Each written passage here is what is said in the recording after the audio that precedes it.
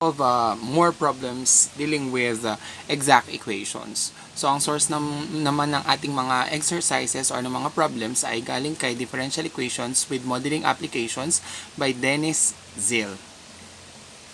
So, let us try to solve this equation. So, syempre, ang first natin gagawin, we have to test the exactness of the equation. So, how are we going to do to deal with that? So, this is partial derivative of a with respect to y must be equal to partial derivative of b with respect to x.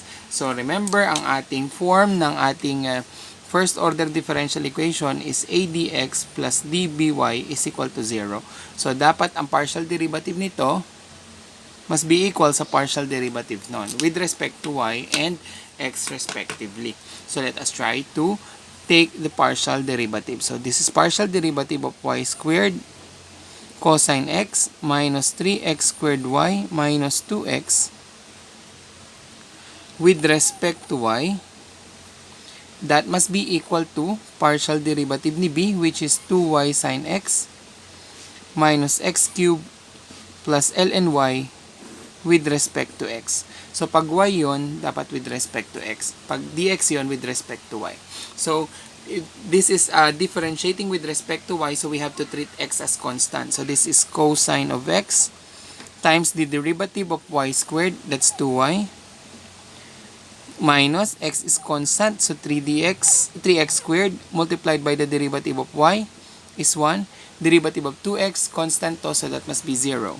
So, that is equal to partial derivative with respect to x, 2y is constant, derivative of sine is cosine x, minus derivative of x cubed is 3x squared, derivative of ln y, that is treated constant, and that is 0. So, simplifying, this is 2y cosine x, which is the same as 2y cosine x, negative 3x squared, negative 3x squared. So, therefore, the DE is exact. So, the DE is exact.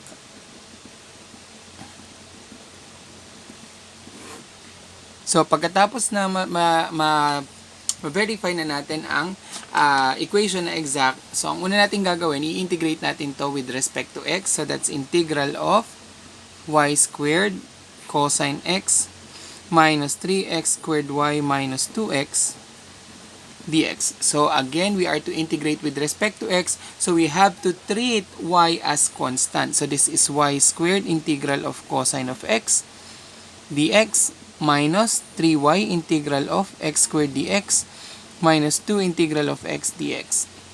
So lahat ng constant must be put outside the integral sign. So that's y squared integral of cosine x dx is sine x minus 3y integral of x squared is x cubed over 3 minus 2x squared over 2 plus a function of y since the constant of integration is y. So the answer here, if we simplify, that's y squared sine of x minus yx cubed minus x squared plus f of y. So once na makuha natin ito, ang susunod nating step is to take the partial derivative with respect to y naman. So we need to get the partial derivative of the result with respect to y. So let us try to get the partial derivative with respect to y. So treating x naman as constant. So this must be sine x is constant and partial derivative or derivative of y squared with respect to y is 2y minus x cubed is again constant, so that's multiplied by the derivative of y, which is 1. Derivative of x squared is 0 because it's treated as constant, plus function of y prime. So because you are taking the derivative with respect to y. So this is, when simplified, 2y sine x minus x cubed plus f prime of y.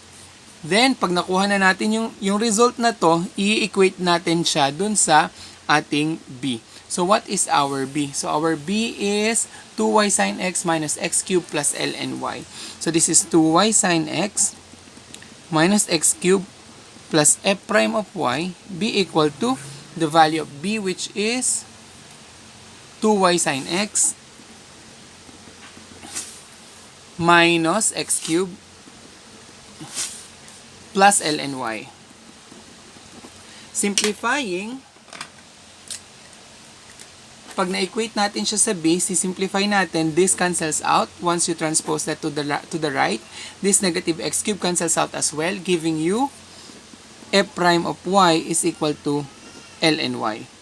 So to solve for the value of this f prime of y, we need to eliminate that derivative. So the only way to eliminate that is through integration.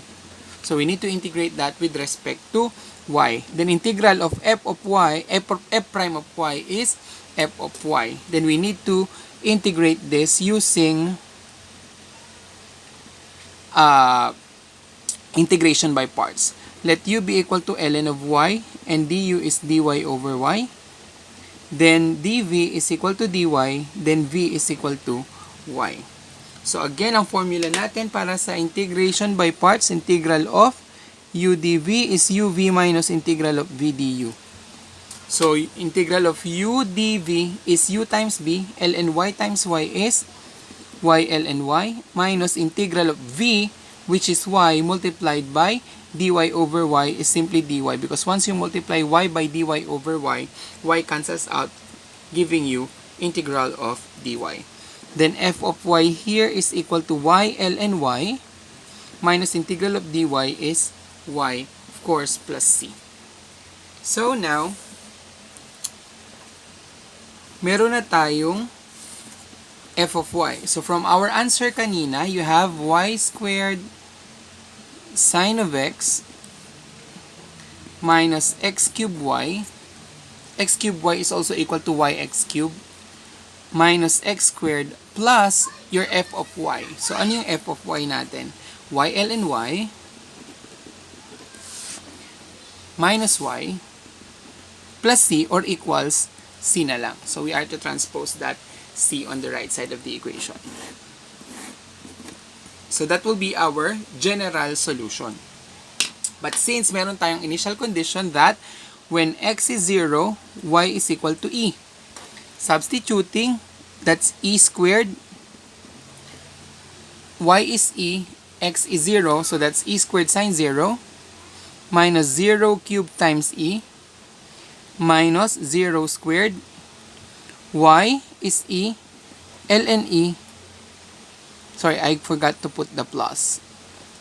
We have plus here. E ln e minus e is equal to c. So sine 0 is 0.